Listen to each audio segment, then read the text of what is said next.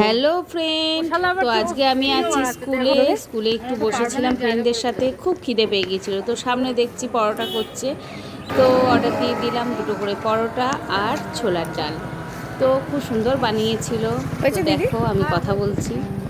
আর 4টে বাকি আছে। ও আচ্ছা আচ্ছা। আর ছোলার ডাল কি করে এনেছো বাড়ি থেকে? এইটা তোমাদের সামনে করলাম। ও আচ্ছা। চা করলাম, ছোলার ডাল করলাম।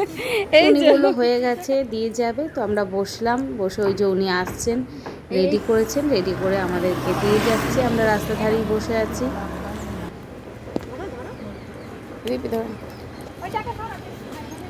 এই যে আমরা বসে বসে নিয়ে খেয়ে নিচ্ছি। খুব খিদে পেয়েছিল। বাড়ি এলাম, বাড়ি এসে রান্নাবান্না পড়ে আছে।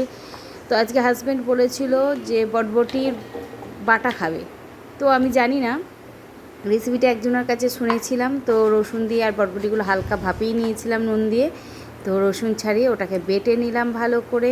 বাটা হয়ে গেল। বাটা হয়ে যাওয়ার পর কড়াইয়ে তেল আর কালো জিরে দিয়ে বেশ করে ওটাকে ভাজা ভাজা করে নিলাম।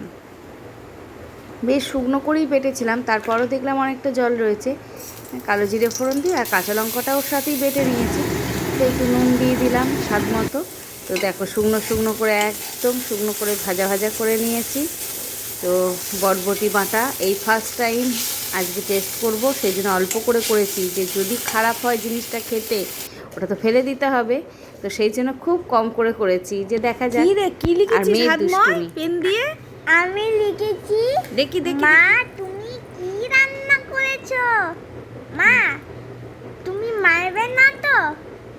না হলে বাবাকে বলে দেব। হ্যাঁ, তারপর আর আমি কাটবো। দেখো মেয়ে কেমন দুষ্টুমি করছে, কি দুষ্টু হয়েছে।